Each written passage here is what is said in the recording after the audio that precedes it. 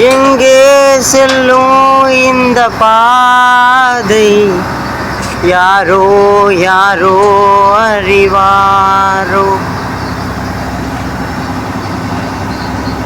இன்னைக்கு வேலை இதான் மக்களே.